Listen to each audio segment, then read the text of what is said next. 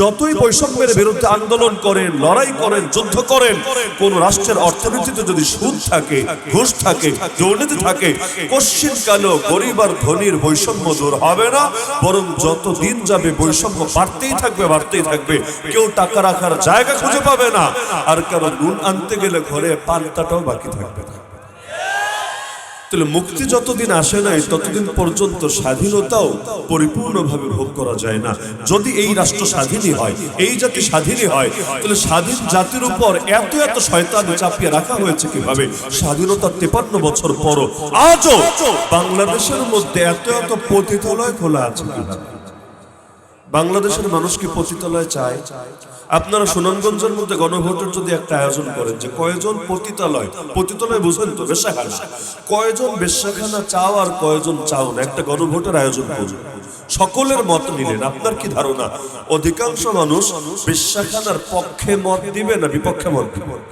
তা বিপক্ষে যদি মত দেয় আজও পর্যন্ত খোলা থাকে কোন যুক্তিতে?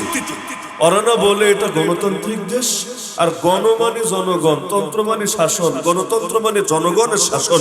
যদি জনগণের শাসনে চলে এখানে, জনগণ তো চায় না বেশ্যাখানা, তবুও খুলে রাখলা কিভাবে? এটা তো জনগণের চাওয়া বাস্তবায়ন করো নাই, বাস্তবায়ন করেছো ইউরোপ আমেরিকার চাওয়া। এগুলো বন্ধ করলে বাধা কোথায়? বন্ধ করলে আপনারা কেউ নারাজ হবেন না, উল্টো খুশি হবে, আপনারা কেউ মনে কষ্ট পাবেন না, উল্টো তাদেরকে ধন্যবাদ জানাবেন। বাধা কোথায়? বাধা হলো আমেরিকার খুব হারাম হবে, বাধা হলো ইউরোপ প্রতিবাদ করবে, বাধা হলো বিবিসি, সিএনএন, রয়টার্সের মধ্যে একের পর এক আপনার বিরুদ্ধে বিভিন্ন ধরনের লেখাজোখা প্রকাশ পাবে। এখানেই তো বাংলাদেশের মানুষ 53 বছর ধরে আন্দোলন করছে কাদিয়ানীদের বিরুদ্ধে, কাদিয়ানীদের অমুসলিম ঘোষণা করা হোক। আরো কয়েক যুগ আন্দোলন করেন না, দেখেন কোন সরকার কাদিয়ানী অমুসলিম ঘোষণা দেয়, দেখবেন ঘুরে ফিরে একজন তাদেরকে অমুসলিম ঘোষণা দিতে রাজি না। কেন? সমস্যা কোথায়? কাদিয়ানীরা অমুসলিম ঘোষণা দিলে তোমার সমস্যা কোথায়? তোমার ভোট কমবে না, ভোট কমবে না, ভোট আরো বাড়বে, আসলেই বাড়বে। কাদিয়ানীর হাতে কয়টা ভোট আছে? পুরো বাংলাদেশের মোট নাগরিক যদি 18 কোটি হয়, কাদিয়ানী তো 1 কোটিও না, কাদিয়ানী তো 50 লাখও না, কাদিয়ানী তো 10 লাখও হবে না, 10 লাখও হবে না। এই কয়েকজন মানুষের ভোট না পেলে কি লস? উপরন্তু তুমি যদি আজকে ওয়াদা দাও, ক্ষমতা যাওয়া লাগবে না, আজকে ক্ষমতা যাওয়ার আগে যদি ওয়াদা দাও, আমরা যদি পার্লামেন্টে সংখ্যাগরিষ্ঠতা পাই, নবীর এই দুশমনদেরকে আমরা অমুসলিম বলে ঘোষণা দেব, মুসলিম পরিচয় ধোঁকাবাজি করে মুসলিম পরিচয় ব্যবহার করতে দেব না। আজকে খালি ঘোষণা দিয়ে দেখুক না, এই বাংলাদেশের সর্বস্তরের মানুষ, একমাত্র গুটি কয়েক নাস্তিকবাদী সর্বস্তরের মানুষ তাদেরকে ধন্যবাদ দেবে, কৃতজ্ঞতা জানাবে। বিশেষ করে ওলামা সমাজ আর তাওহীদি জনতা তাদেরকে ফুল দিয়ে বরণ করবে। তার তো ভোট ব্যাংক আরো বাড়বে, কমবে না, কমার কোনো আশঙ্কা নেই। এমনকি যেখানে কাদিয়ানি বেশি, পুরো সুনামগঞ্জ খুঁজলে 2টা-4টা পাওয়া যাবে সর্বোচ্চ, এগুলো তো হিসাবেই না। যেখানে সবচাইতে বেশি, যেমন পঞ্চগড় একটা জেলা আছে, অনেকে জানেন, উত্তরবঙ্গের একটা জেলা। আমি নিজে গিয়ে সেখানে দেখেছি, বিশাল এক গ্রাম আছে, গ্রামের নাম আহমদনগর। ওখানে সব আহমদি মুসলিম রাখে। আহমদি মুসলিম মানে কাদিয়ানি। কাদিয়ানি বললে একটু মানিজ্যতে লাগে, শব্দ চেঞ্জ করে বললে একটু শুনতে সুন্দর লাগে। এই জামানায় শব্দ চেঞ্জ করে করে সব শয়তানি চলে। যদি বলে ছেলেটা মদ খায়, শুনতে কেমন লাগে, এটা কেউ পছন্দ করবে না। যদি বলে একটু ড্রিঙ্কস করে, শুনতে ভালোই লাগে না, মনে হয় ছেলেটা ভালো ভালো কিছু করে মনে হয়। যদি বলে সুদ খায়, সুদখোর, শুনতে কেমন একটা লাগে। যদি বলে ইন্টারেস্টের সাথে জড়িয়ে আছে, একটু ইন্টারেস্ট নেয়, তাহলে জিনিসটা শুনতে ভালো লাগে। আল্লাহ রাসূল হাদিসে ভবিষ্যৎবাণী করেছিলেন, কিয়ামতের আগে এমন এক সময় আসবে, ইউসাম্মুনাহা বিগাইরি ইসমিহা, মদ তো খাবে, মদকে মদ বলে খাবে না, ভিন্ন কিছু বলে খাবে। যদি বলে ছেলেটা জিনায় জড়িত আছে, জিনায় লিপ্ত আছে, শুনলেই তো কেমন খুব বিশ্রী একটা অনুভূতি ভেতরে তৈরি হবে, আরে কি জিনায় আছে, ছি। কিন্তু যদি বলে ছেলেটা রিলেশন করছে, ছেলেটা প্রেম করছে, ছেলেটা প্রীতি করছে, শুনলে কি জানি একটা মজা লাগে না, কোন মহান সওয়াবের কাজ জানি করে ফেলছে। অথচ জিনাই তো, চোখ দিয়ে দেখলে চোখের জিনা, কান দিয়ে শুনলে কানের জিনা, জবান দিয়ে কথা বললে জবানের জিনা, দিল দিয়ে কল্পনা করলে দিলের জিনা, হাত দিয়ে টাচ করলে হাতের জিনা, সব তো জিনাই। তাহলে এই জিনায় লিপ্ত আছে এটা বললে খারাপ লাগে, কিন্তু যদি অন্য কোনো শব্দ বলে শুনতে ভালো লাগে।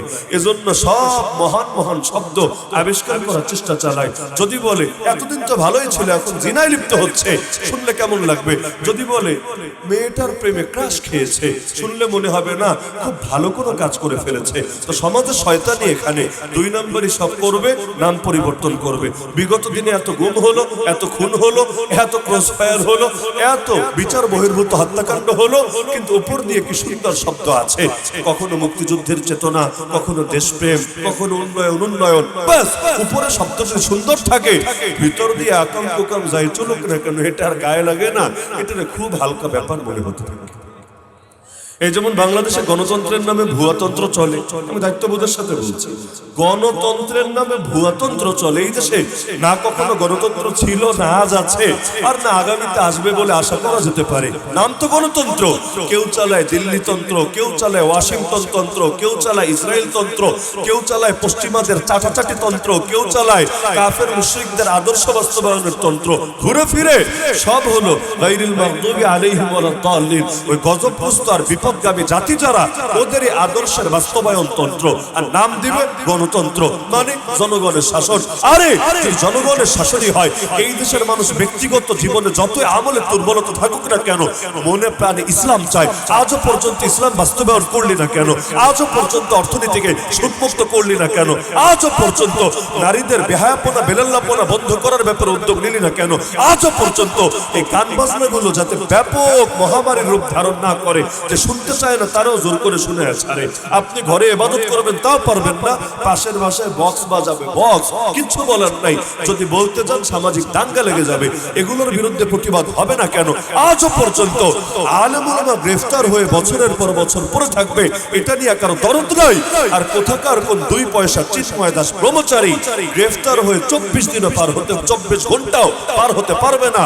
তার আগে এই দেশ তো পেরেশান, পাশের দেশ থেকেও বিবৃতি চলে আসবে। এগুলোর মানেটা, এগুলো কোন জনগণের শাসন? আসলে জনগণের শাসন কিছু না, নাম হলো গণতন্ত্র, বাস্তবে ভুয়াতন্ত্র। অনেক কিছুই নামে একটা, কাজে আর একটা। রাষ্ট্রপতি মানে রাষ্ট্রের মালিক, অথচ রাষ্ট্রপতির ক্ষমতাই থাকে কতটুকু? নামে একটা দিয়ে রাখে রাষ্ট্রপতি, কাজ হলো ফিতা কাটো, কাজ হলো ভার্সিটিতে গিয়ে একটু পোশাক পরায় দাও, একটা বক্তৃতা দিয়ে দাও, কিন্তু নাম দিয়ে রেখেছে রাষ্ট্রপতি, মানে রাষ্ট্রের স্বামী, রাষ্ট্রের মালিক, রাষ্ট্রের হাজব্যান্ড। শুনতে কত সুন্দর লাগে একটা শব্দ, কিন্তু ভুয়া একটা শব্দ। একইভাবে সকল ক্ষমতার মালিক জনগণ, শুনতে কতই মজা লাগে। আমরা যা চাইবো তা হবে, যা চাইবো না তা হবে না। আরে যা চাইতে চাইতে জিন্দেগি বরবাদ, ওইটা দেয় না।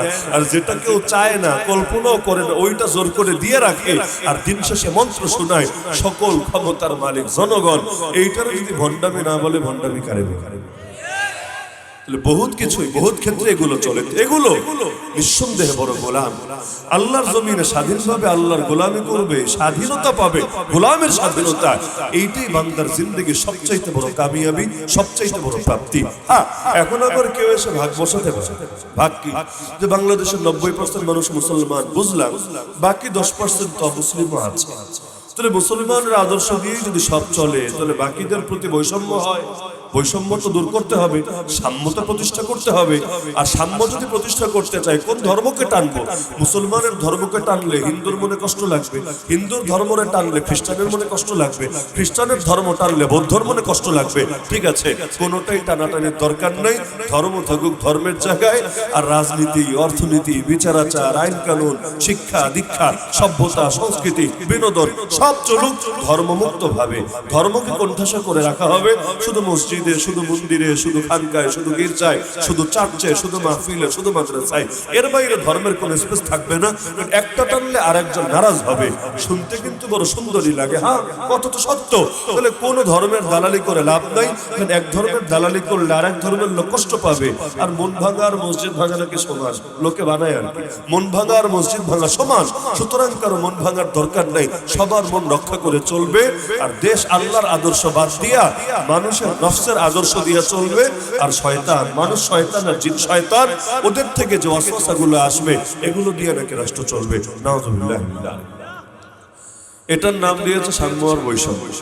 এখন বৈষম্য দূর করতে চাইলে কাউকে স্পেস দেওয়া যাবে না, সব ধর্মকে চিপায় রেখে এরপর ধর্মমুক্ত ভাবে নাকি সব চালাতে হবে, তাহলেই নাকি বৈষম্য দূর হবে। নাউযুবিল্লাহি মিন যালিক। ইসলাম ছাড়া পৃথিবীতে কোন ধর্মটা এমন আছে যে ধর্ম নিজেকে পরিপূর্ণ দাবি করতে পারবে? এমন একটা ধর্মের নাম পারলে বলেন। ইসলাম যেভাবে নিজেকে পরিপূর্ণ দাবি করে, পরিপূর্ণ বুঝেন তো, জীবনের কোন ক্ষেত্রে শিক্ষা বাকি নাই, এমন কোন সেক্টর নাই যে সেক্টরে শিক্ষা ইসলাম পূর্ণাঙ্গভাবে দেয় নাই। আজও পর্যন্ত ইসলামের এই পূর্ণাঙ্গতার চ্যালেঞ্জকে কেউ কোনোদিন খণ্ডন করতে পারে নাই। আল্লাহ তাআলা কোরআনে সূরা মাইদা আয়াত নম্বর 3 জানিয়ে দিয়েছেন, আল ইয়াউমা আকমালতু লাকুম দীনাকুম, আজ আমি তোমাদের জন্য তোমাদের দ্বীনকে পরিপূর্ণ করে দিলাম। এই যে পরিপূর্ণ করেছেন, আজ 2024 শেষ হতে চলছে, পারলে কোন বাপের বেটা এমন একটা সমস্যা দেখাক যেই সমস্যা সমাধান ইসলাম দিতে পারবে না, এমন একটা নিত্য নতুন কোন সেক্টর দেখাক, শাখা দেখাক, যেই শাখার সমাধান আল কোরআন এবং নবীর সুন্নাহ দিতে পারবে না।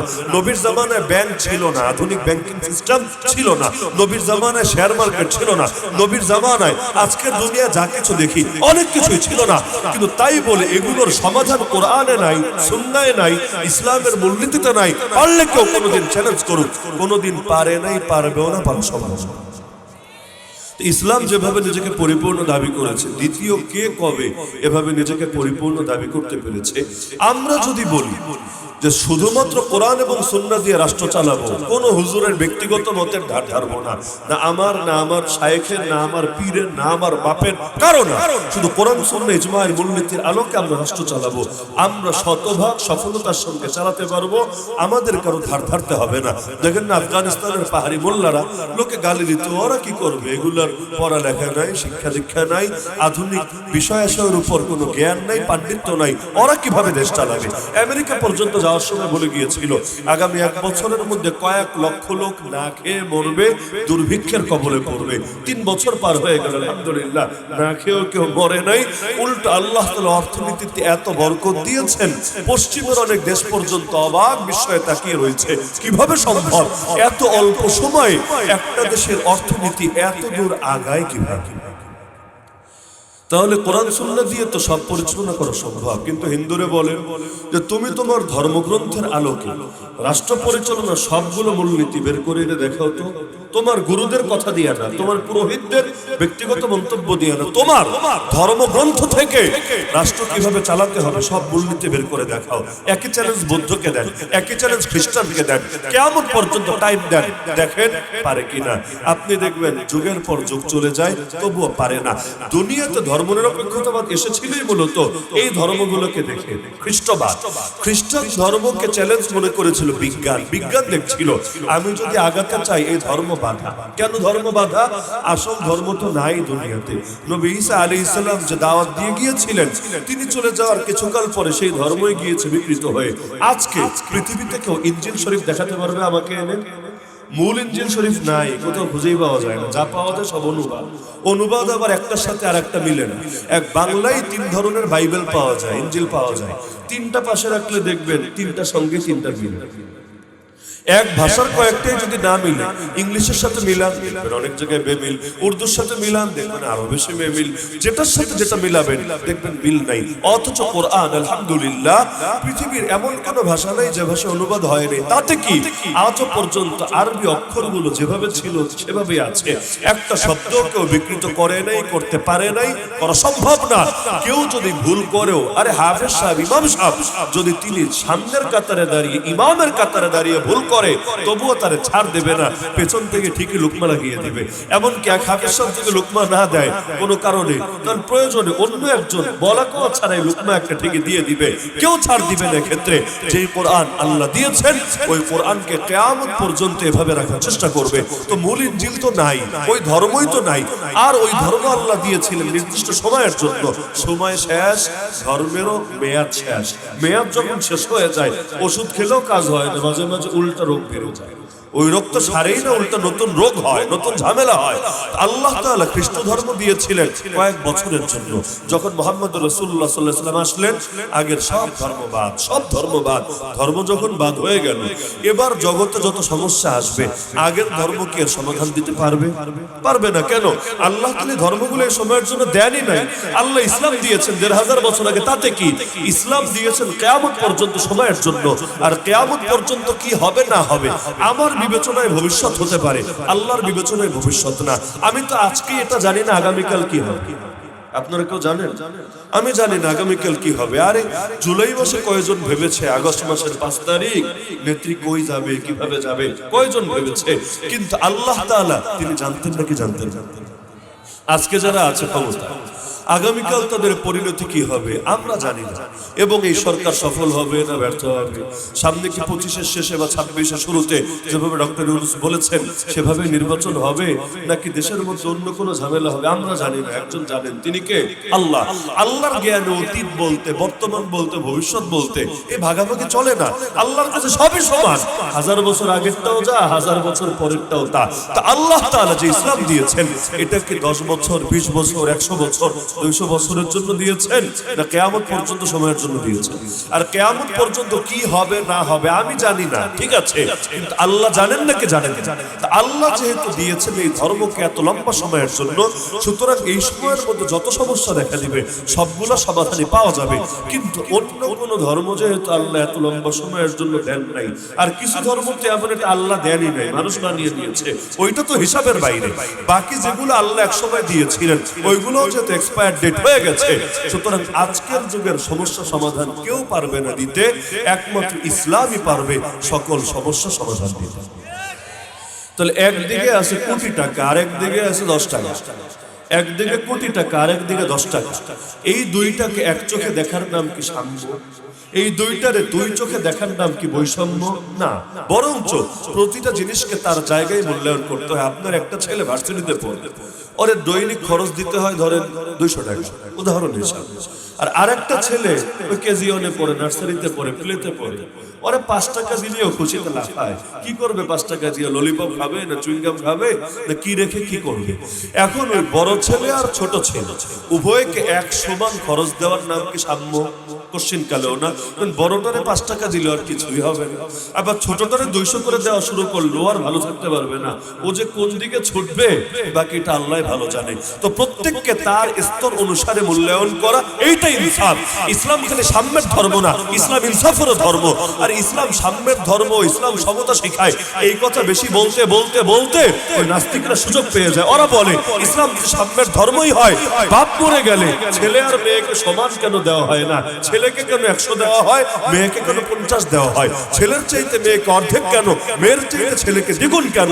এটা শুনে অনেকে আবার নাস্তিক হয়ে যায়। তারা বলে হ্যাঁ, কথায় তো যুক্তি আছে, ইসলাম তো নারী জাতিকে ঠকিয়েছে, সুতরাং নারী যদি আগাতে চায় ইসলাম ছেড়েই তারে আগাতে হবে। নাউযুবিল্লাহ। ইসলাম কিভাবে ঠকালো? এই যে অর্ধেক দিয়েছে, ঠকিয়েছে। আরে পাগল, মুদ্রার আরেকটা পিঠ আছে, সেইটাও দেখ না। এক পিঠ দেখলে হয় না, মুদ্রার দুই পিঠে দেখতে হয়। ইসলাম শুধু আয় দেখতে বলেছে না, সঙ্গে ব্যয় দেখতে বলেছে। ১০০ টাকা দিল ছেলেকে, ৫০ টাকা দিল মেয়েকে, দেখতে মনে হচ্ছে ছেলে সেই জেতা জিতেছে, মেয়ে সেই হারা হেরেছে, কিন্তু ফলাফলটা দেখ না। ছেলের কাঁধে কয়জনের পেছনে খরচ করার দায়িত্ব চাপিয়ে দিয়েছে। নিজের খরচ তো নিজের আছেই, আবার নিজের বাচ্চার খরচ, বউয়ের খরচ, বাপের খরচ, মায়ের খরচ, আত্মীয় স্বজনের খরচ, মসজিদ মাদ্রাসা দান সৎকার খরচ, কত খরচ, কত খরচ। এখনই তো মাসের ২০ তারিখ হলে অনেকে ঠিকভাবে চোখে দেখে, চোখের সামনে অন্ধকার দেখে, সর্ষে ফুল দেখে। কেন? চিন্তা করতে পারেন বাংলাদেশে সুদি ক্রেডিট কার্ড ছড়িয়ে যাচ্ছে ব্যাপক। কারা নিচ্ছে? ব্যবসায়ীরা। ব্যবসায়ীরা অত সহজে দিতেও চায় না, সবচেয়ে বেশি নিচ্ছে চাকরিজীবীরা। কেন নিচ্ছে? ওরা কি জানে না ক্রেডিট কার্ড মানে সুদ? সুদ ছাড়া ক্রেডিট কার্ডের সিস্টেম এখনো বাংলাদেশে প্রচলিত হয় নাই। নামধারী ইসলামী ব্যাংক যেগুলো আছে ওরাও যেভাবে ক্রেডিট কার্ড দেয়, এইটাও সুদের চুক্তি ছাড়া কিছু হয় না। তারপরও কেন নেয়? জবাব দিবে হুজুর, কি করবো বলেন, মাসের ১৫ তারিখ ২০ তারিখ হলে পকেটে টাকা থাকে, কিন্তু জরুরত তো থাকে। অনেক সময় আকস্মিক জরুরত আছে, 5,000 টাকা লাগবেই, বাচ্চা অসুস্থ, ডাক্তারের কাছে নিতে হবে, টেস্ট করাতে হবে, ওষুধ কিনতে হবে, কার কাছে টাকা চাইবো, কার কাছে হাত পাতবো? আর এই যুগে মানুষ ঋণ দিতে চায় না, এটাই বাস্তবতা। ঋণ দিতে চায় না, কারণ একবার ঋণ দিলে ওইটা উসুল করতে গেলে জানে আর পানি থাকে না, এজন্য ঋণ দিতে চায় না। তো 5,000 টাকার জন্য কই যাব, কার কাছে হাত পাতবো?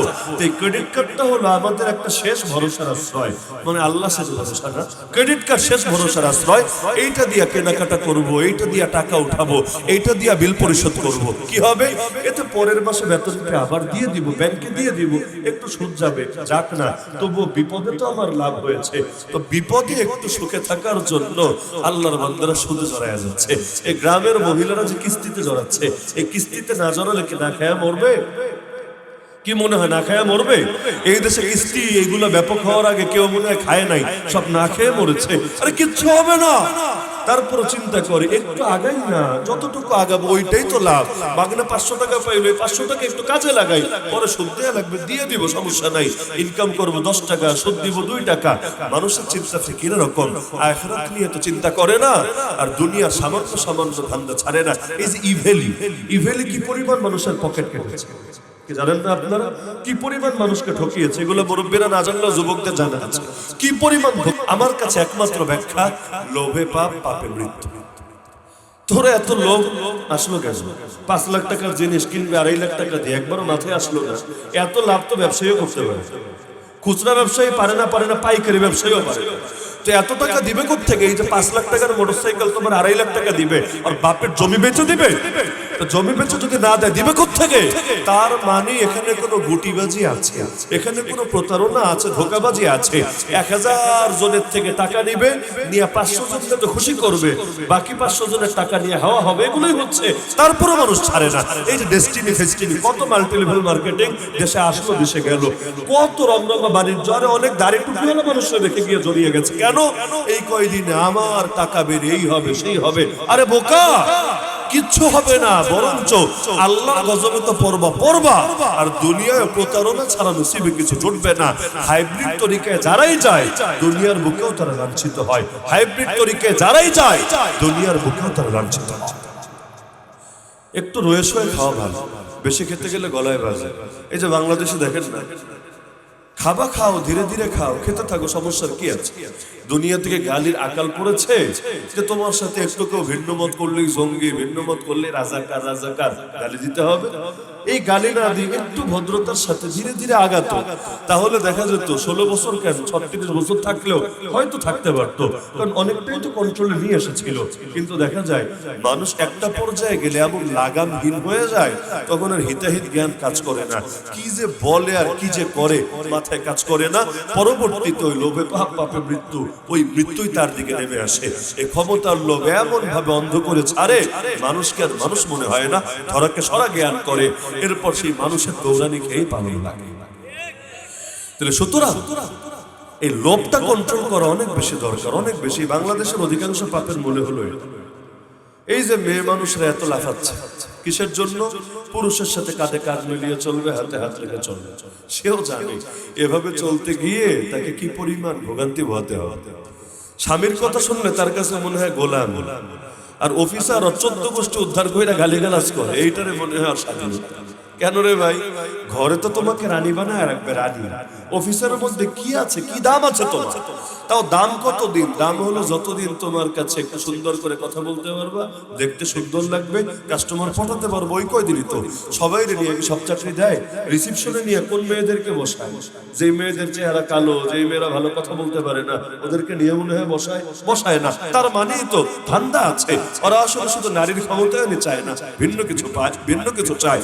এতই যদি নারীর ক্ষমতায়নে আগ্রহী হতো, আমেরিকার প্রেসিডেন্ট কোনোদিনও নারী হলো না কেন? 47 জন প্রেসিডেন্ট হয়েছে মোট এই পর্যন্ত 200 বছরের গণতন্ত্রের ইতিহাসে। 47 জনের মধ্যে একটা মাত্র নারীরও পছন্দ হলো না। দেশে কি নারীর সংকট পড়েছে? তাও না। বলবেন নারীরা মনে হয় ভোট কম পেয়েছে এজন্য বানায়। কে বলেছে? ভোট বেশিও পেয়েছে। হিলারি ক্লিন্টন তার সময় 30 লাখ বেশি ভোট পেয়েছে, একটা দুইটা না, 30 লক্ষ বেশি ভোট পেয়েছে। তো ভোট যে বেশি পাবে সেই তো প্রেসিডেন্ট হবে, এটাই যুক্তির কথা না? নাকি ভোট কম পেলে প্রেসিডেন্ট হবে? ভোট বেশি পেলেই তো প্রেসিডেন্ট হবে। তো ভোট তো বেশি পেলে প্রেসিডেন্ট হলো না কেন? কারণ দরজা আগ থেকে বন্ধ করেছে। সবাই মিলে 30 লাখ কেন 30 কোটি বেশি ভোট দিলেও কাজ হবে না। সিন্ডিকেট আছে, সিন্ডিকেটের নাম ইলেকটোরাল কলেজ ভোট। ওইখানে মাত্র 270টা ভোট যে পাবে সেই প্রেসিডেন্ট হবে। এখন জনগণ কোন লেডির যতই পছন্দ করে ভোট দেখ না কেন, এই সিন্ডিকেট মহিলাকে কখনোই দেবে না, বরং পুরুষকেই দেবে, এবং যারা ইসরায়েলের ইহুদিবাদের দালালি করতে পারে তাদেরকেই দিবে, এর বাইরে কাউকে দেবে না। সারা দুনিয়ার দেখাবে, দেখো দেখো নারীর কি পরিমাণ ক্ষমতায়ন হচ্ছে। ফর এক্সাম্পল বাংলাদেশ, দেখো বাংলাদেশে প্রধানমন্ত্রীও নারী, বিরোধী দলীয় নেত্রীও নারী, সংসদের স্পিকারও নারী, খালি জাতীয় মসজিদের খতিব পদটা বাকি। সুযোগ পেলে ওইটাও দিত, তবে ওইটা দিলে আবার একটু হুজুররা ঝামেলা করবে, আন্দোলন করবে যে নারীর পেছনে নামাজ হবে না। আর নারী যদি ইমাম হয় এমনি মুসল্লির সংখ্যা বাড়বে, এটা সত্য। যুবকরা ঘরে আর বসে থাকবে না, ফজরও গিয়ে হাজির হবে যে এই নামাজ মিস করা যাবে না। নামাজ নিয়ে গবেষণা হবে, তেলাওয়াতটা কেমন হলো, কণ্ঠস্বরটা কেমন লাগলো। একই গজল যদি ছেলে গায় একরকম ভিউ পায়, মাইয়া গাইলে আরেক রকম ভিউ পায়, মেয়ে গেলে এমনি পাবলিক রেস্কো বেড়ে যায়, মাশাআল্লাহ মারহাবা, নারায়ে তাকবীরের ধ্বনি বয়ে যায়। কেন? গজলের কথা ভালো লেগেছে সেটা না, নারী যেহেতু গিয়েছে, এটা কি আর বাকি দেখা যায়? সব সময় শুধু এই লাইনের 2 নম্বরই বাণিজ্য চলে। তো যুক্তরাষ্ট্র পর্যন্ত নারীর ক্ষমতায়নের মূল্য সবাইকে দেখায়, নিজে কিন্তু নারীর ক্ষমতায়ন থেকে নিজেকে ঠিকই দূরে রাখে। তার মানে কি বুঝলেন? যে হাতির দাঁতের মতো, বাইরে থেকে বড় বড় দাঁত, ভেতরে থেকে ছোট ছোট দাঁত। লোকে ভাবে এত বড় দাঁত দিয়ে খায় কিভাবে, আসলে এটা খাওয়ার দাঁত না, এটা দেখানোর দাঁত। আর যেটা খাওয়ার দাঁত এটা ভেতরেই থাকে, এটা দেখায় না। ওদেরও 2 রকম চরিত্র আছে। ইন্ডিয়া যেমন বাইরে দিয়া চরিত্র হলো বাংলাদেশ তার বন্ধু, বাংলাদেশ তার প্রেমিকা, বাংলাদেশ তার মহব্বতের পাত্র, কত কিছু। অথচ দেখা যায় বাংলাদেশের সাথে যেই পরিমাণ দুশ্মনী লালন করে, দ্বিতীয় কারোর সাথে এর অর্ধেক করে কেন সন্দেহ আছে। খালি তো গিলে খাওয়াটা বাকি রেখেছে। আজকেও নরেন্দ্র মোদী নিজে লেখা দিয়েছে, ওই লেখার মধ্যে দাবি করেছে 16ই ডিসেম্বরের বিজয় এটা নাকি তাদের অর্জন, তাদের সেনাবাহিনীর অর্জন। বাংলাদেশ নামটাও মুখে আনে নাই। তার মানে এই দেশটারে আলাদা দেশই মনে করে না, নিজেদের একটা অঙ্গরাজ্যের মতো, একটা প্রদেশের মতো মনে করে। শুধু হিসাবের এক সাইড দেখলে হয় না, 2 সাইডই দেখা লাগে। পুরুষকে দিল 100, নারীরে দিল 50। উদাহরণ মনে আছে না? মনে হচ্ছে নারী ঠকেছে, পুরুষ জিতেছে। আসলে না রে ভাই, নারী জিতেছে, পুরুষই ঠকেছে। আসলে ঠকে নাই, উভয়ের সাথে ইনসাফ ঠিকই আছে। কিভাবে? কারণ পুরুষকে 100 দিলে ওই হিসাব করলে দেখা যাবে 150 টাকা খরচ আছে কাজে, আর নারীরে 50 টাকা দিলে দেখা যাবে 50 টাকাই রয়ে গেছে। কেন রয়ে গেছে? কারণ শরীয়ত কোনো খরচ তার উপর চাপায় নাই, নিজের খরচ, তার নিজের খরচ অন্য কেউ না কেউ দিবে। বাপ থাকলে বাপে দিবে বিয়ের আগ পর্যন্ত, যদি বাপ না থাকে তাহলে ভাই দিবে, ভাই না থাকলে কোনো না কোনো আত্মীয়ের কাছে গিয়ে চাপবে।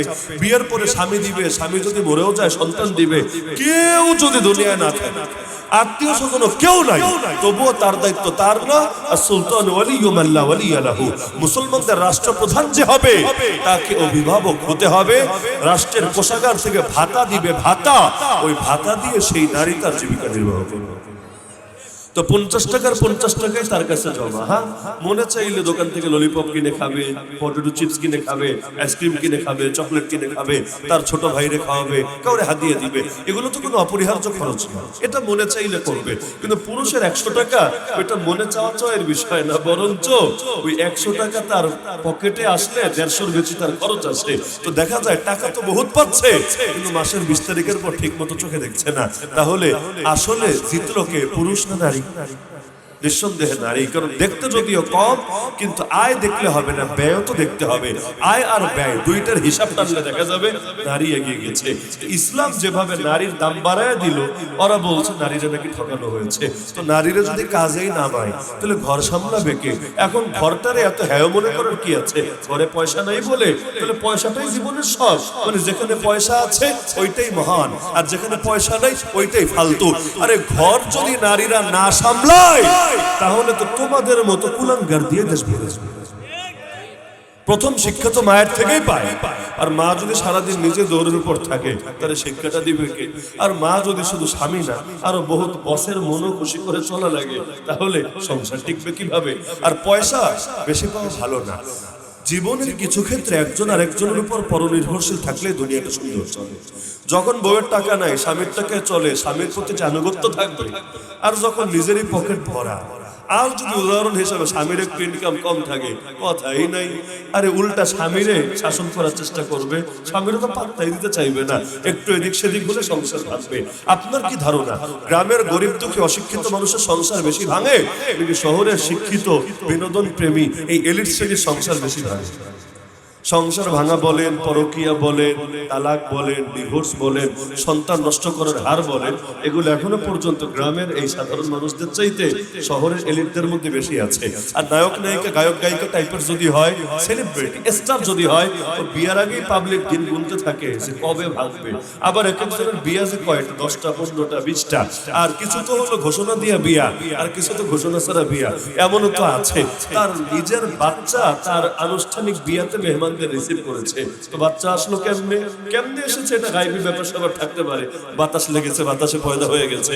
যাই হোক, তো সন্তান গিয়ে বাপ মায়ের বিয়া দেয় এবং বাপ মায়ের বিয়াতে মেহমানদের রিসিভ করে করে খাওয়ায়, এই হলো তাদের চরিত্রের নমুনা। আল্লাহ হেফাজত করুন। ওই তুলনায় এখনো পর্যন্ত গ্রামের যাদের ইনকাম নাই, স্বামীর উপর ভর করে চলে, স্বামীর আনুগত্য তার দিলের মধ্যে থাকে, মহাব্বত থাকে। আর কোরআনই বলেছে নারীর খরচ নারী কেন করবে, নারীর খরচের দায় পুরুষের কাছেই চাপবে। আর রিজালু কাওয়ামুনা আলান নিসা। এই জন্যই তো এখন বাংলাদেশে নারীরা এগিয়ে যাচ্ছে, ভালো, কোনো সন্দেহ নাই, তবে জান্নাতের দিকে কমই আগাচ্ছে, জাহান্নামের দিকে বেশি আগাচ্ছে। এখন তো কলেজ ভার্সিটির মেয়ে বিয়ে করতে অনেকে ভয় পায়। সবাই যে খারাপ আমি তা বলছি না, আবার সবাই যে ভালো এটাও বলার সুযোগ নাই, বরং বেশিরভাগ বড় অংশই যে অন্য লাইনে চলে, এটা তো বলতে খুব মনে হয় দ্বিধা নাই। বিয়ে করতে গেলে কি যে পেরেশান, খালি দোয়া চায় দুদিন পর পর যুবকরা।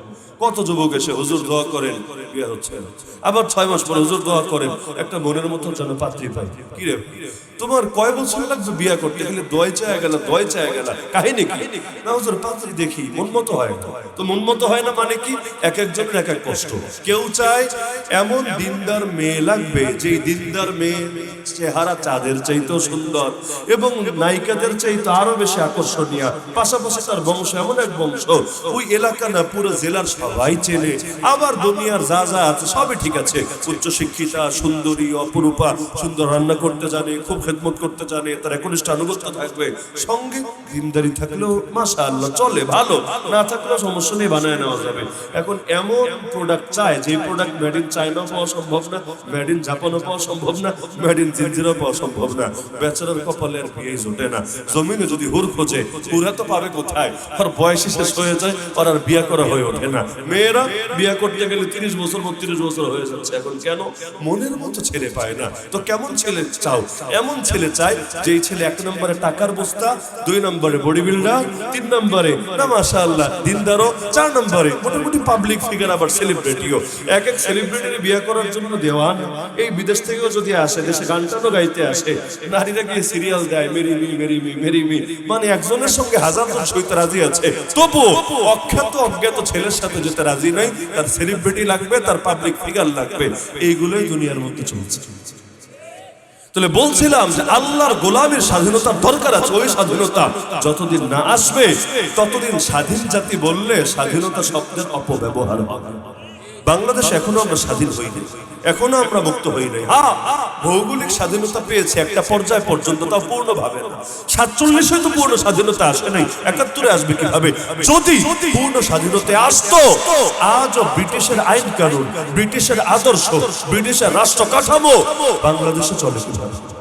স্বাধীন তো স্বাধীন, আগেরটা পুরো বাদ, নতুন করে আমরা সাজাবো। তো নতুন করে যদি সাজাই, এখনো পর্যন্ত ওদের নষ্টামি ভ্রষ্টামি আমাদের ভেতর চলছে কিভাবে? কোর্টে গিয়ে যদি একটা কোরআন দেন বিচারকের হাতে, মাননীয় বিচারক আমাকে কোরআন দিয়ে বিচার করে দেন, দিবে না? বিচার করে কি দিবে?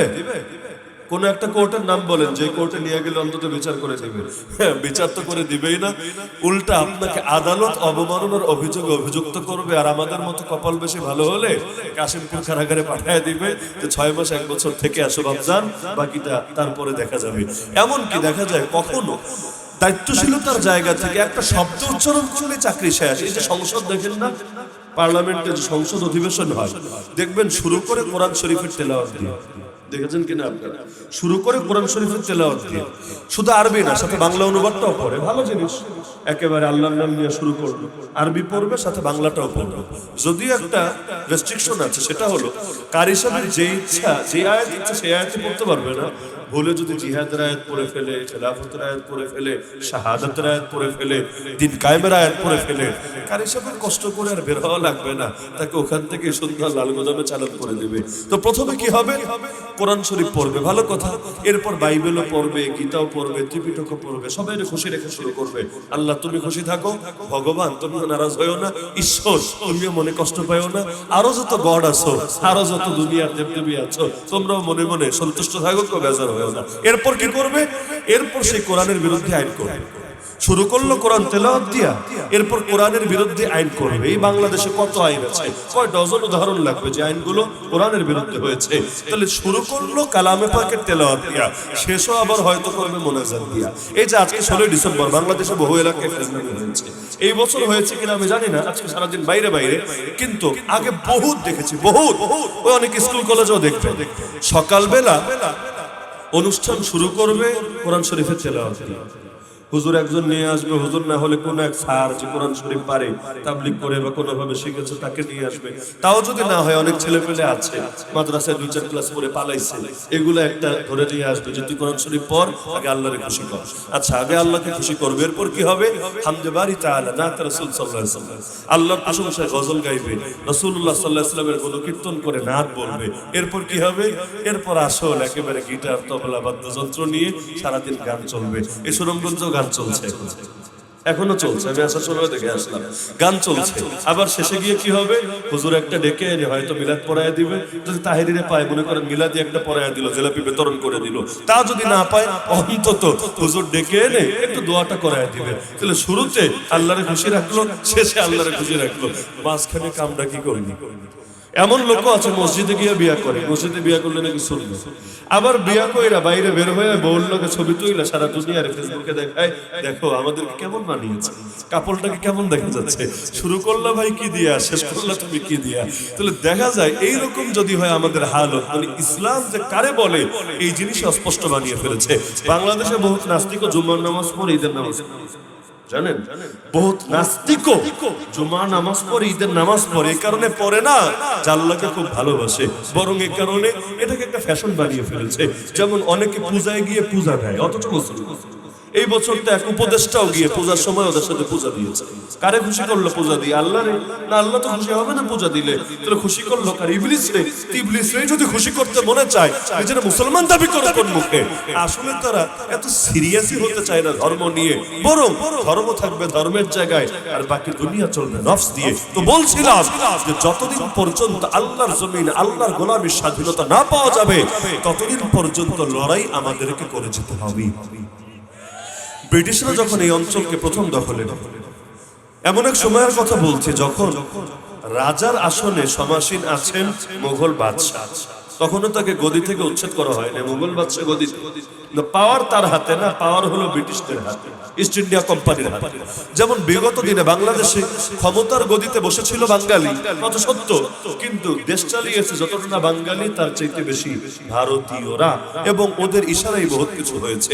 এমন এক পরিস্থিতি, ওই সময় শাহ আব্দুল আজিজ মুহাদ্দিস দেহলভী রাহমাতুল্লাহ আলাইহি ফতোয়া দিলেন, হিন্দুস্তান এখন থেকে, হিন্দুস্তান মানে তখন বাংলাদেশ নামে কোনো দেশ নেই, পাকিস্তান নামে কোনো দেশ নাই, পুরোটা মিলেই ভারতবর্ষ।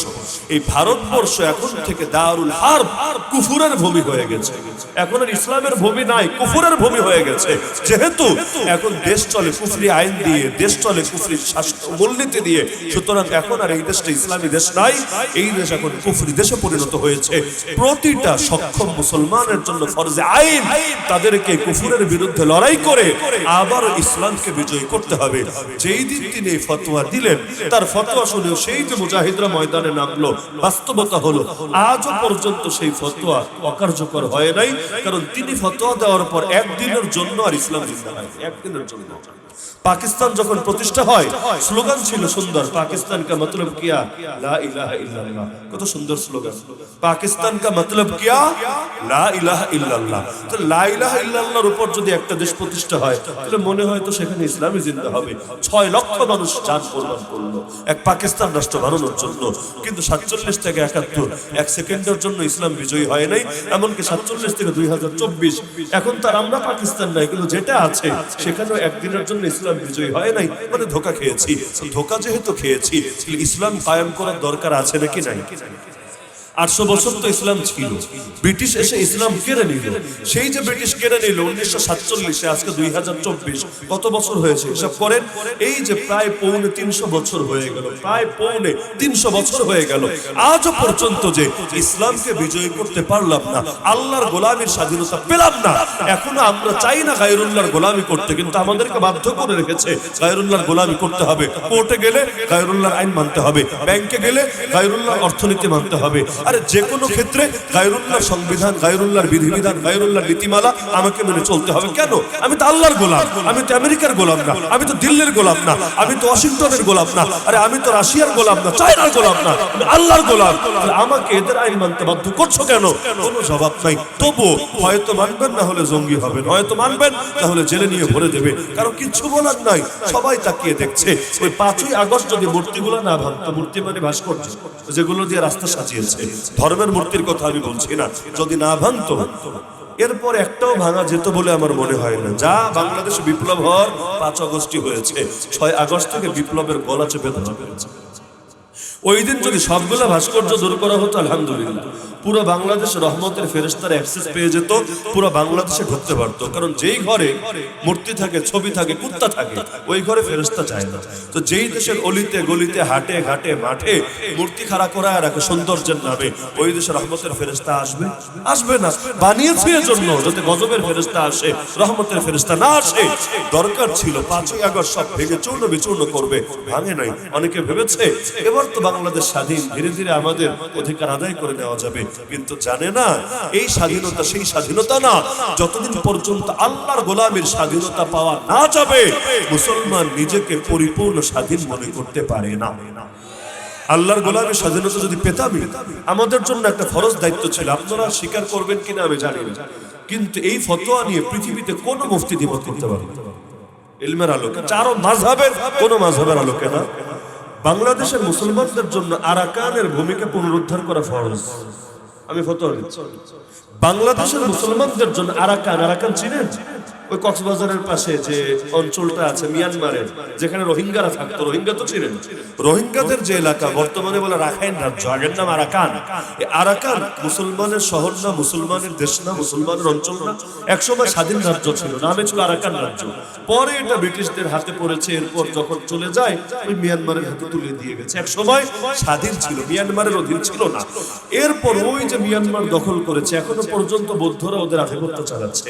কখনো জুলুম করে মিয়ানমারের সেনাবাহিনী, কখনো জুলুম করে বিদ্রোহী উগ্র বৌদ্ধ আরাকান আর্মি নামে একটা সংগঠন আছে এরা। কিন্তু এই মাজলুম রোহিঙ্গারা মাইর খাচ্ছে, তাদের জমি তাদের থেকে কেড়ে নেওয়া হয়েছে। 10 লাখের বেশি বাংলাদেশে আছে, আর মালয়েশিয়া যান, সৌদি আরবে যান, লাখ লাখ পাবেন রোহিঙ্গা, লাখ লাখ, যারা বাস্তুচ্যুত হয়ে আসে, নিজের দেশে আর ফিরতে পারছে না।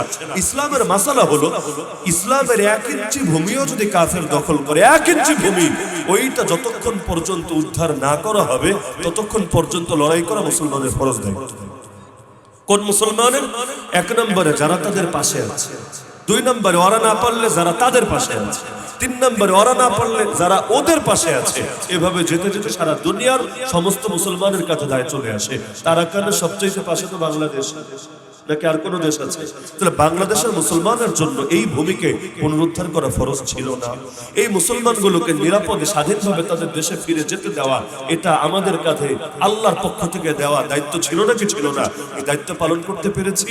এখানে বসে স্লোগান দিবেন, সুযোগ পাইলে ফিলিস্তিন যাইতাম, সুযোগ পাইলে সিরিয়া যাইতাম। কেন রে ভাই, দূরের ফিলিস্তিন তুমি না গেলে, দূরের সিরিয়া তুমি না গেলে, এখন যে ব্যবস্থা আছে এতে এমন না যে তোমার জাহান্নামে যেতে হবেই হবে। কোন মৌলবী ফতোয়া দিয়েছে যে যে এখন যে অবস্থায় আছে দুনিয়া ভাগ ভাগ করে অধিকারী কেড়ে নেওয়া হয়েছে এবং সিরিয়া ইতিমধ্যে আলহামদুলিল্লাহ স্বাধীন হয়েছে, হামাসের ফিলিস্তিনও লড়াই চলছে। আপনি যদি অংশগ্রহণ না করেন কে ফতোয়া দিতে পারবে? আপনি কবিরা গুনাহগার, আপনি ফাসিক, আপনি জাহান্নামী। কিন্তু আমার তো বড় ভয় লাগে এই আরাকানের ব্যাপারে যে গাফলতি আমরা করেছি। এখানে আরাকান না, আসামেও মুসলমানের উপর জুলুম হয়েছে এবং আমাদের পার্শ্ববর্তী রাষ্ট্রে এখন তো মসজিদ টার্গেট হচ্ছে, এখানে মুসলমান। আজমির শরীফ ভাঙবে হুমকি দিয়েছে, বাবরি মসজিদ ভেঙে সেই কবে রাম মন্দির বানিয়েছে, উত্তরপ্রদেশে 200 বছরের প্রাচীন মসজিদ পর্যন্ত বুলডোজার চালিয়ে অর্ধেকের বেশি ধ্বংস করে দিয়েছে। আবার উত্তরপ্রদেশের আরেক শাহী জামে মসজিদ জয় শ্রীরাম স্লোগান দিয়ে গিয়েছে ভেতরে, পরবর্তীতে মুসলমান বাধা দিতে চেয়েছে, পাখির মতো গুলি করে 3 জন মুসলমানকে শহীদ করেছে। তো মসজিদই তো রাখতে চায় না, এগুলো উদ্ধার করার জন্য লড়াই করা আমাদের ফরজ দায়িত্ব ছিল নাকি ছিল না? কেমনে দায়িত্ব পালন করবেন? দায়িত্ব পালন কেমনে? সকালবেলা খালি একটু দৌড়দৌড়ি করেন না, বলবে কি রে হুজুর কি জঙ্গি হয়ে গেছে? ব্যায়াম করবেন, ব্যায়াম না করলে সুস্থ থাকবেন কিভাবে? ওই ব্যায়াম করতে গেলেও দেখবেন জঙ্গি ট্যাগ লাগায় দিচ্ছে। মাদ্রাসাগুলোতে পিটি করা যায় না, পিটি বুঝেন না? স্কুলে কিন্তু পিটি হয়, মাদ্রাসায় হয়, দেখেছেন জীবনে? হয় না। কারণ মাদ্রাসার ছেলেদের সুস্থ থাকার দরকার নেই, এদের অনুশীলনের দরকার নাই। স্কুলে তো বেশিরভাগ অনাবাসী, বোর্ডিং এ কয়জন থাকে? সারাদিন এমনি দৌড়ের উপর থাকে, আসা যাওয়া করে, খেলাধুলা করে। মাদ্রাসার তো প্রায় সব আবাসিক, ওই বাচ্চা ট্যাবলেট পোলাপান এগুলো আবাসিক। এই সারাদিন যে মাদ্রাসায় বন্দী থাকে, ওদেরকে একটু ব্যায়ামের দরকার নাই? ওদেরকে একটু এক্সারসাইজের দরকার নাই? পারে না কেন? এক পিটিও যদি চালু করে আগামীকাল জঙ্গি ট্যাগ লাগায় দেবে। অথচ আমি যদি বাংলাদেশের সরকার হতাম, প্রতিটা প্রাপ্তবয়স্ক যুবক যাদের 18 বছর বয়স হয়েছে আমি আইন করে বাধ্যতামূলক করে দিতাম সবাইকে প্যারামিলিটারি ট্রেনিং দিতে হবে। কারণ যুবকরা যদি প্রস্তুত না থাকে, আমরা তো আছি শত্রুর পেটের ভেতরে, ওরা যদি আমাদেরকে গিলতে আসে, লড়াই কে করবে? মোকাবেলা কে করবে? ইসরায়েল যদি তার প্রতিটা নাগরিককে মিলিটারি ট্রেনিং দিতে পারে, কোরিয়া যদি তার প্রতিটা নাগরিককে মিলিটারি ট্রেনিং দিতে পারে, ওদের চাইতে বেশি হুমকি তো আমরা আছি। আমাদের নাগরিকদেরও তো প্রস্তুত থাকা দরকার ছিল। কখন যে কে এসে গিলে খাবে কোনো গ্যারান্টি আছে? কিন্তু প্রস্তুতি নিতে দিবে না, লড়াই করবেন কিভাবে? এজন্য আমার সব কথার মূল দাওয়াত আজকে এটা, আমাদেরকে চূড়ান্ত স্বাধীনতা ছিনিয়ে আনতে হবে। এখনো পর্যন্ত ব্রিটিশের গোলামি, এখনো পর্যন্ত ইন্ডিয়ার গোলামি, এখনো পর্যন্ত মানুষের গোলামি আর কতকাল চলবে? কয়েক প্রজন্ম তো অতিবাহিত হলো, আর কত? আল্লাহর জমিন ইসলামী রাজনীতি, ইসলামী অর্থনীতি, ইসলামী আইন কানুন, ইসলামী বিচার, ইসলামী বিধান, ইসলামী সংবিধান, ইসলামী সভ্যতা, ইসলামী সংস্কৃতি, এগুলোকে জিন্দেগিতেও দেখে যেতে পারবো না। আর ইসলামের চাইতে উত্তম কোন জিনিস কবে ছিল আর কবে এসেছে না আসবে? ইসলামের চাইতে সুন্দর যেহেতু কোনো কিছু হতে পারে না, সুতরাং যাদের কাছে ইসলাম আছে তাদেরকে চায়না, রাশিয়া, আমেরিকা, ইন্ডিয়ার থেকে আদর্শ ভিক্ষা করে চলা লাগবে। আমাদের থেকে সবাই শিখবে, আমাদের অন্যদের থেকে শিখে চলা লাগবে না। যে ইসলাম এতটা পরিপূর্ণ, কিভাবে বাথরুম করবেন তাও শেখানো, কিভাবে দাঁত পরিষ্কার করবেন তাও শেখানো, সাথে মেলামেশা করবেন তাও শেখানো, কিভাবে কথা বলবেন, কিভাবে হাঁটবেন, কিভাবে বসবেন, কিভাবে খাবেন, কিভাবে ঘুমাবেন, সব শেখানো। ওই ইসলাম কিভাবে দেশ চালাবেন তা শেখায় নাই, ওই ইসলাম কিভাবে ব্যবসা বাণিজ্য করবেন তা শেখায় নাই, ওই ইসলাম কিভাবে অর্থনীতি পরিচালনা করবেন তা শেখায় নাই, ওই ইসলাম কিভাবে বিচারাচার করবেন তা শেখায় নাই। ভাবো কিভাবে? আর যেটা ভাবে সে নিজেকে মুসলমান দাবি করে কোন মুখে? এজন্য একটা বিপ্লবের জন্য প্রস্তুত আছেন তো ইনশাআল্লাহ? সকলে অন্তরের মধ্যে মানসিকতা লালন করেন। আল্লাহর জমিন আল্লাহর বান্দাকে এত সহজে পূর্ণাঙ্গ ইসলামের স্বাদ দিতে দিবে না। আল্লাহ নবীকে পিটিয়েছে, আল্লাহ নবীর গা থেকে রক্ত ঝরিয়েছে, আল্লাহ নবীকে 3 বছরের বেশি জেল খাটিয়েছে, আল্লাহ নবী দাঁত পর্যন্ত শহীদ করেছে, আল্লাহ নবীর আপন চাচার বুক চিরে কলিজা বের করে চিবিয়ে খেয়েছে, আল্লাহ নবীকে তায়েফে পাথর মারতে মারতে রক্তাক্ত করেছে, আল্লাহ নবীকে মক্কা ছেড়ে চলে যেতে বাধ্য করা হয়েছে, আল্লাহ নবীকে 9.5 বছরে 27টা যুদ্ধ নিজেকে সশরীরে করতে হয়েছে। আল্লাহ নবীকে যেহেতু এত কোরবানি দিতে হয়েছে আল্লাহর জমিনে দিন জিন্দা করার জন্য, আমরা পাবো না এত সহজে, আমাদেরকেও হয়তো রক্তের সমুদ্রের উপর দিয়ে যেতে হবে। কিন্তু আলহামদুলিল্লাহ, যেই জাতি একবার রক্ত দিতে শিখে গেছে, যেই জাতি একবার রক্ত দিতে শিখে গেছে, ইনশাআল্লাহ সুন্নাহ ইনশাআল্লাহ ওই জাতিকে আর কেউ পারবে না দমায় রাখতে। শুধু প্রয়োজন সঠিক পথে চলা, সঠিক কথা বলা, আদর্শের উপর স্থির থাকা, পয়সার বিনিময়ে বিক্রি হয়ে না যাওয়া, আর মানুষের ভয়ে নিজের কপালটা এক আল্লাহ ছাড়া দ্বিতীয় কারো সামনে নত না করা। বিজয় আমাদেরই আসবে, কারণ বিজয়ের মালিককে নরেন্দ্র মোদীর হাতে বিজয় নাই, অমিত শাহের হাতে বিজয় নাই, নেতানিয়াহুর হাতে বিজয় নাই, পুতিনের হাতে, বাইডেনের হাতে কোনো বিজয় নাই, ট্রাম্পের হাতে কোনো বিজয় নাই। বিজয়ের মালিক আল্লাহ। আল্লাহ আছে আমাদের সাথে। হাসবুনাল্লাহু ওয়া নি'মাল ওয়াকিল। যার সাথে আল্লাহ থাকে তার কিসের ভয় আছে? সুতরাং আমাদের কাজ আগামীর বাংলাদেশকে ইসলামের বাংলাদেশ বানাতে। কেউ যদি বাধা দিতে আসে, ওর বাধা তো ভাঙবো, ওর অঞ্চলে ইসলামের আলো জ্বালাবো। যে ইন্ডিয়া আসবে বাধা দিতে, বাংলায় ইসলাম কায়েম করতে দিবে না, ঠিক আছে, তাহলে বাংলা রাগ, এবার দিল্লির আকাশেই কালেমার কথা বলবো। যে বাধা দিতে আসবে তারই ধরবো। আল্লাহ নবী মক্কা ইসলাম কায়েম করতে চেয়েছে, দেয় নাই, তো কি বসে থেকেছেন? থাকেন নাই। বীজ লাগালেন মক্কায়, চারা গজালো মদিনায়। মদিনায় ইসলাম কায়েম হলো, এরপর বসে থাকেন। 8 বছরের মাথায় সে মক্কায় আসলেন, মক্কায় ইসলামের পতাকা সমুন্নত করলেন। এখানেই শেষ না, যে তায়েফ থেকে পাথর মেরে মেরে বিদায় করলো, ওই তায়েফকে ইসলামের ভূমি বানালেন, এখানেও শেষ না। রোমার পারস্য পর্যন্ত বাকি থাকলো না। ওমরকেই তো বলেন অর্ধজাহানের খলিফা। আল্লাহ তাআলা অর্ধেক দুনিয়া তার হাতেই স্বাধীন করে দিলেন। এরপর তো কমে নাই, ধীরে ধীরে বাড়তে বাড়তে সর্বশেষ ওসমানী বাদশাহ, ওসমানী সুলতানরা। একসময় তো গোটা দুনিয়া এমন কোনো মহাদেশ নাই যেই মহাদেশে তাদের শাসন চলে নাই। উন্নত হতে হতে সর্বোচ্চ পর্যায়ে পৌঁছেছিলাম, আবার নামতে নামতে মাটির তলা পর্যন্ত ঢুকে গিয়েছিলাম। 100 বছর পর্যন্ত বহুত মাইল খেলাম। ইনশাআল্লাহ জাগরণ যেহেতু শুরু হয়েছে, আফগানিস্তান স্বাধীন, সিরিয়া স্বাধীন, মালি স্বাধীন, সোমালিয়ার বড় অংশ স্বাধীন, আবার ওদিকে ইয়ামানের কিছু এলাকা স্বাধীন, আফ্রিকায় বাংলাদেশের মতো কয়েকটা রাষ্ট্রের চাইতে বড় জায়গা ইতিমধ্যে স্বাধীন। তো স্বাধীনতা যেহেতু একবার শুরু হয়েছে, মুসলমান যেহেতু আবারও কামব্যাক করেছে, মাথা উঁচু করে দাঁড়াতে শিখেছে, ইনশাআল্লাহ সুম্মা ইনশাআল্লাহ শাহজালালের বাংলায়ও যত গৌর গোবিন্দ আছে তাদেরও টুটি চেপে ধরার সময় এসেছে।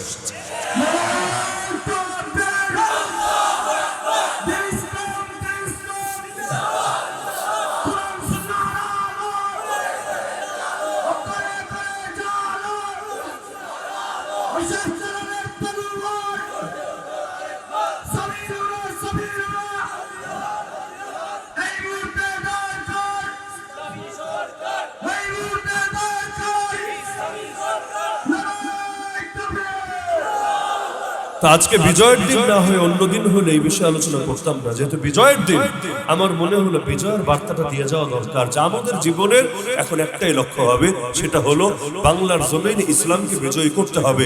সেটাই হবে চূড়ান্ত বিজয়ের দিন। এর আগ পর্যন্ত একটা না একটা পর্যায়ে এখনো পরাধীনতা আছে, গোলামি আছে। সব গোলামির শৃঙ্খল যেদিন ভাঙবে, সেদিন আমাদের মুখে চূড়ান্ত বিজয়ের হাসি ফুটবে।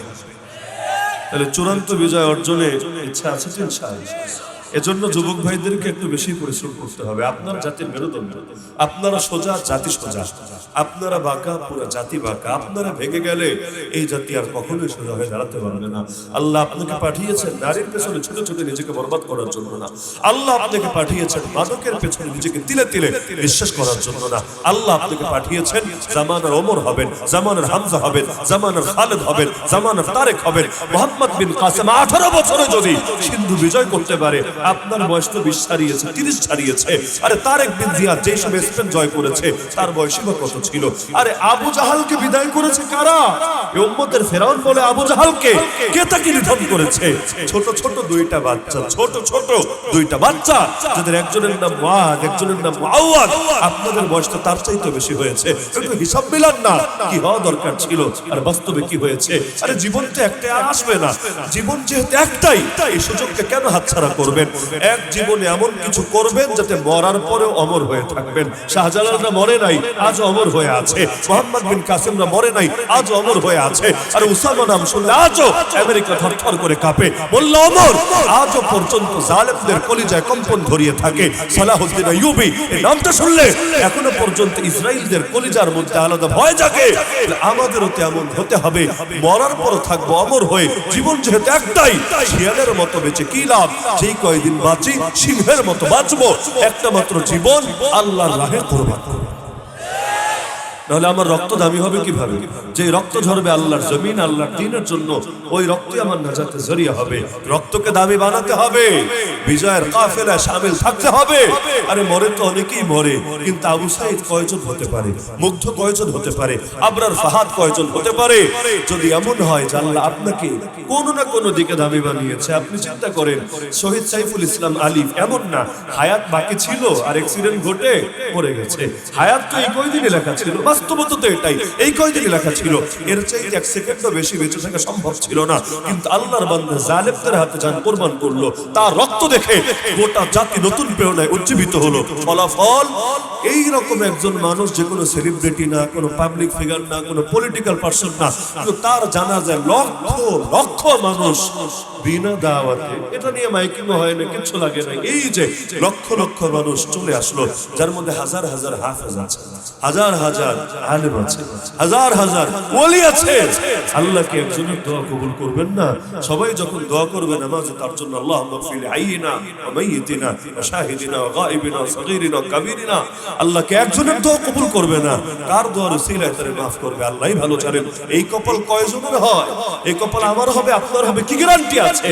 মরার পর আল্লাহর বান্দা অমর হয়ে আছে, তার জানাজা যাওয়ার জন্য, তার পক্ষে আন্দোলন করার জন্য পুরো বাংলাদেশের রাজপথে নেমে এসেছে। আপনিও যদি এমন কিছু হতে পারেন, আপনার রক্ত গোটা একটা জাতিকে জাগিয়ে গেল, এর চাইতে বড় সৌভাগ্য আমার আপনার জন্য কি হতে পারে? মরবো, এমনিও মরবো, অমনিও মরবো, কিন্তু মরার পরে অমর হয়ে যদি থাকতে পারি, ভালো হয় না? আরে ভালো হয় না? আর যদি এমন হয় মরলাম, এমন মরলাম, আল্লাহর দ্বীনের জন্য কোনো অবদান রাখতে পারলাম না, না আখিরাতে মূল্যায়িত হলাম, না দুনিয়ায় মূল্যায়ন পেলাম, বলো কি হলো? তাহলে সুতরাং জীবন যেহেতু একটা, এই জীবনকে সর্বোচ্চ কাজে লাগাবো ইনশাআল্লাহ। আমরাই হব ইসলামের পক্ষের নায়ক, ওরা হবে খলনায়ক। সব খলনায়কের টুটি চেপে ধরবো, তবে ইনশাআল্লাহ মাজলুমানের উপর হাসি ফুটবে, আল্লাহর জমিন, আল্লাহর দ্বীনের পতাকা বিজয়ী হবে। তো বিজয়ের দিনে বিজয়ের বার্তা দিয়ে গেলাম। আল্লাহ যদি চান দেখা হবে বিজয়ের মিছিলে, যেদিন চূড়ান্ত বিজয় আসবে বাংলার জমিনে। আল্লাহ আমাদের সবাইকে সেই বিজয় দেখে যাওয়ার তৌফিক দান করুন, সেই বিজয়ের কাফেলায় শামিল রাখুন। আর নজরুল ইসলামের যুব সংখ্যার প্রতিটা যুবককে কবুল করুন, আমিন। ওয়া মা আলাইনা ইল্লাল বালাগুল মুবিন ওয়া আখিরু দাওয়ানা আলহামদুলিল্লাহি রাব্বিল আলামিন। আলহামদুলিল্লাহ। আমরা